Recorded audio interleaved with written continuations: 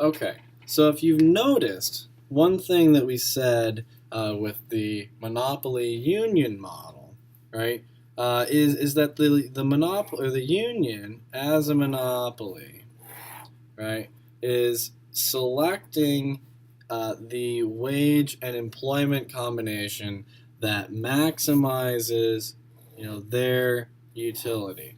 All right, so we'll call this U1, right? And let's say that that leads us to this outcome here, which we'll call W bar and Q bar.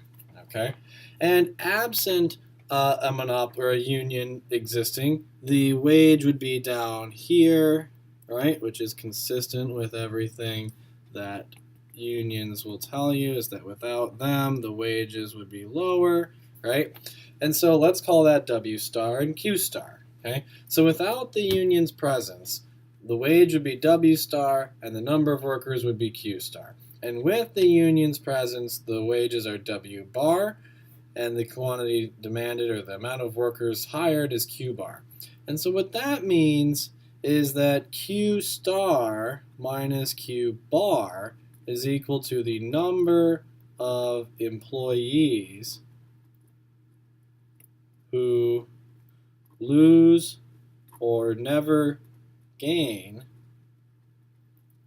their job because of the union. Okay? And so economists would classify W bar, Q bar as inefficient, right? Because there are this many workers who are willing to work. They're willing to work for this wage, right? And the employer is willing to hire them at this wage. And so we have two parties that are willing to trade that are prevented from doing so by a third party called the union, right? So the union prevents these trades, these exchanges from happening by raising the wage, right? This distance here. They prevent this many people, whatever that number is. So let's say this is 100 and this is 80, right? In this context, the union prevents 20 people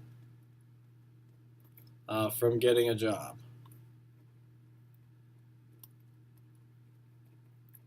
Or being employed. Okay?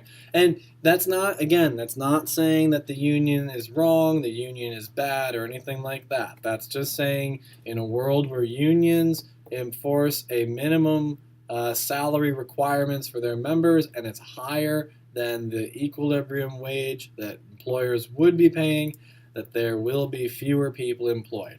From a social point of view, who knows whether or not this is worth it? That's a totally separate argument that we're not getting into.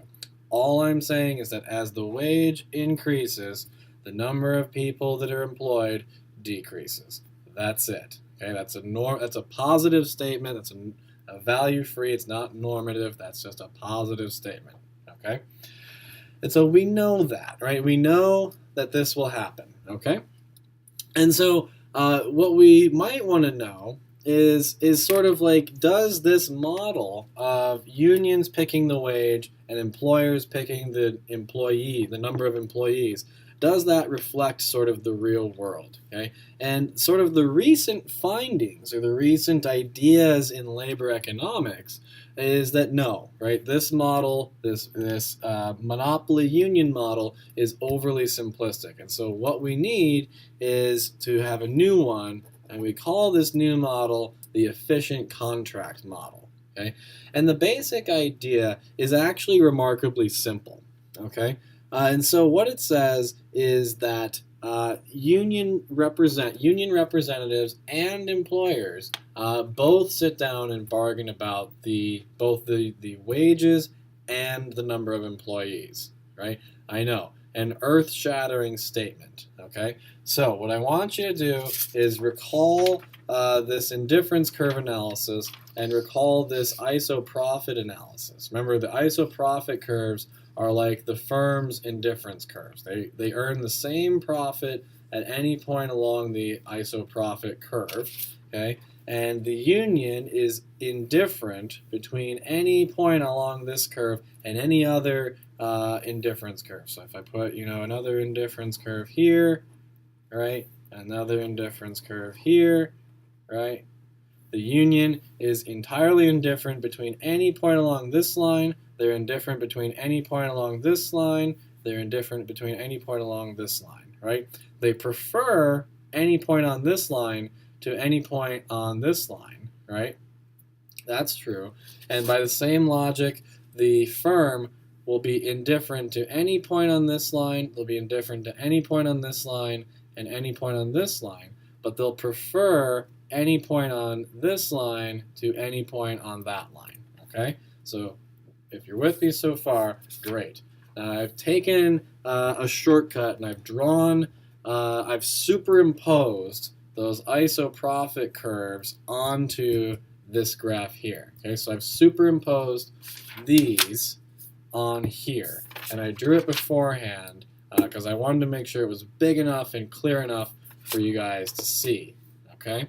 Now, let's get into what this is showing. So I've got the isoprofit curves in red, the union indifferent curves in blue, and the demand curve and axes in black. So it's all color-coded, okay? Now, excuse me, what we're saying is that the monopoly union model says that we will get to W bar, Q bar. Okay? And that'll be the end of the story. What the new model, the efficient contracts model, says is that these employers, the employers and the labor union, are able to bargain with each other. Okay? And so if you notice, the labor union, again, is indifferent between any point along this blue, what I'm calling U1 curve. Okay? They don't care where they are along this curve. But notice that at this point here, which we'll call this point A, and let's call this point B, right? At point B, the union has not lost any utility, right? They're still just as happy, but the firm is now making more profit. So at point B, so going from A to B requires no loss in utility to the labor union, but the business or the firm makes more profit. Right? Because they're on a higher, right, in isoprofit curve. Okay? And at the same time, right, we can also note point C, which is this point, lies along the same isoprofit curve as point A, right? So the business is indifferent between that, right?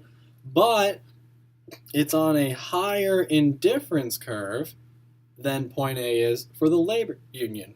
So moving from A to C, right, requires no loss in profit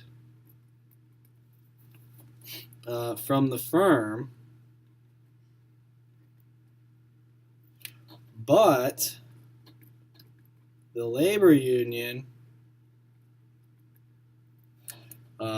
gains utility. Okay? And so if I were to connect these 2 points here with line BC, we can call that, as the book does and as economists do, we can call that the contract curve. And so any point along BC is better for both the union and the firm than point A, right? Because if we're all the way at point B, so these are not inclusive, so these would be, how does that go? Is it open dot? So open dot to open dot, I think, is not inclusive, right, in geometry, okay? So any point along the line BC that is not point B or point C, okay? Any point along that line that is not those endpoints is better for both, right? Both the labor union and the firm are better off than they would be at point A, right? This is the new model that's taking the economics profession by storm, okay? And there's lots of arguing about the slope of the contract curve. The book goes into all kinds of weird stuff. This is fine. I'm not going to test you on the slope of it or anything like that. But I will test you on your understanding of BC here, right?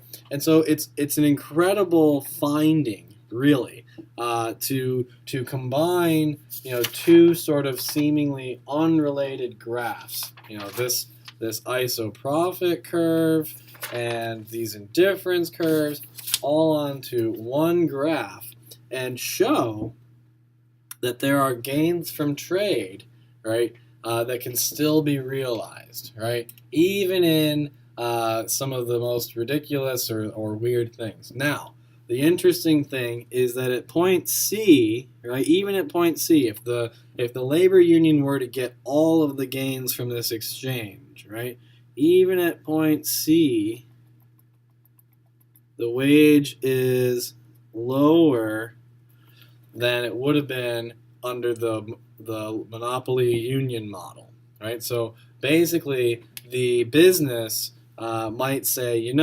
I would be, if you would lower your wages just a little bit, just, this far here, right? I could increase employment all the way to here, right? So if you lower your wages just a little bit, I will be able to hire a lot more people. And you know what? This indifference curve analysis shows that they'll be willing to. But even intuitively, you can imagine a labor union being reasonable enough, or a labor union representative being reasonable enough to say, yeah, you know what? We will lower our wage requirements by a little bit if you agree to hire significantly more people, right? And that's exactly what this model says. And so this is sort of a groundbreaking analysis. It's a phenomenal thing. It's really just revolutionized labor economics and our understanding of the world, okay? And so now it's true, right, that point C, while point C, right, lies beyond the demand curve. And so it is still not going to be a perfectly efficient outcome, right? It's not going to be a purely efficient economic outcome compared to a world with no labor union. What it will be is more efficient than a place where the union has the power to set the wages and the employer has no authority or no scope whatsoever. So in terms of ranking overall economic efficiency from most to least, the most efficient in terms of economic efficiency, this has nothing to do with social efficiency, okay? Economic efficiency would be no union presence. The second one would be unions and management working together, which is this model, right? And then the third, the worst one, would be, unions dictating the terms and conditions of employment. So, ironically, what this is saying is that giving unions all the power, which is what they usually want, is they want more and more power to set terms, right?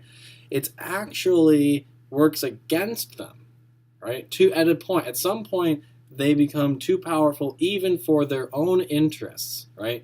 And so giving management some scope to bargain with them might actually improve the outcomes for them as well, right? And what this comes down to, right, is that management might have a better sense of how to organize labor, or how to not so organize labor is wrong. They might have a better sense of how to utilize labor, right? They might to structure the company in such a way that they can maximize profits, right? The labor union only cares about the wages and working conditions of the workers, but the management might have insight that might help both of them out and reach a better alternative, like something on line BC. Okay? All right, so in the next video, we'll go over the activities and tools of collective bargaining.